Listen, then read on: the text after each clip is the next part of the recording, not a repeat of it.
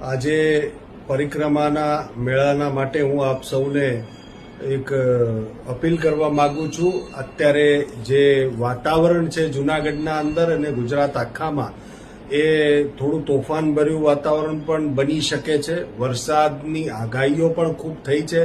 એટલે સરકારી તંત્ર સાથે જ્યારે વાત થઈ તો સરકારી તંત્રને અમે કીધું કે ગમે તેવા કપરા કાળમાં પણ પરિક્રમા તો થઈ જ છે, પણ આ પરિસ્થિતિને જોતા એનું સ્વરૂપ કેવું રાખવું એ આપ નક્કી કરજો.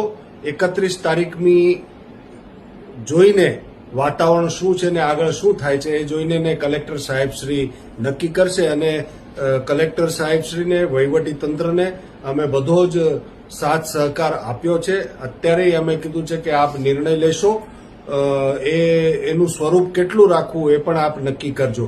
સાથે જ હું બધા ગુજરાતના અને દેશભરના ભક્ત ભાવિકોને કહેવા માંગુ છું કે વરસાદી વાતાવરણ છે એટલે આપ એક વિવેકપૂર્ણ નિર્ણય લઈને અહીં આવજો. ખાસ કરીને વૃદ્ધોને બાળકોને આવવાનું જેટલું આપણે ટાળીએ એ વધારે સારું. બાકી બધા યાત્રિકો છે એ વિવેકપૂર્ણ નિર્ણય લે. અને પરિક્રમા જે છે એ તો અંગ્રેજોના કાળમાંય થઈ હતી, નવાબોના કાળમાંય થઈ હતી. વાતાવરણ ખરાબ હતા, વરસાદય પડ્યા છે. મારા 35-40 વર્ષના ગિરનારના આ અનુભવમાં ઘણી વખત વરસાદ પડ્યા છે, ત્યારે પરિક્રમા થઈ છે. એનું સ્વરૂપ કેવું રાખવું એ બહુ મહત્વનું છે.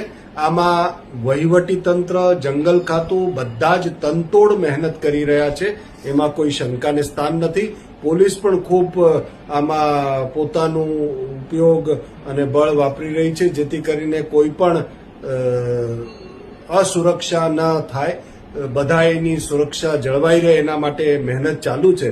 પણ હું બધાને અપીલ કરીશ કે વિવેકપૂર્ણ નિર્ણય લેજો અને આ મેળાને સારી રીતે સંપન્ન કરીએ. એના માટે અન્ન ક્ષેત્ર પણ મહેનત કરી રહ્યા છે, પણ અત્યારે ગાડીઓ જ આવી ખૂબ અઘરી છે અન્ન ક્ષેત્રની અંદર, કેમ કે ગાડીઓ ફસાઈ રહી છે કાદવ કીચડના લીધે.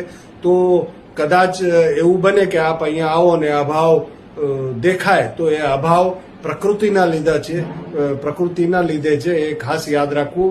વહીવટી તંત્ર, કલેક્ટર સાહેબ શ્રી અને અમે પણ બધા સાથે મળીને આ કેવી રીતના આનો નિર્ણય લેવો અને પરિક્રમા નું સ્વરૂપ કેવું રાખવું જોઈએ એના માટે બધા નિર્ણય કરવા માટે વિચાર કરી રહ્યા છે. પણ વિવેકપૂર્ણ નિર્ણય લેવો એવી મારી અપીલ છે. જય ગિરનારી, નમો નારાયણ.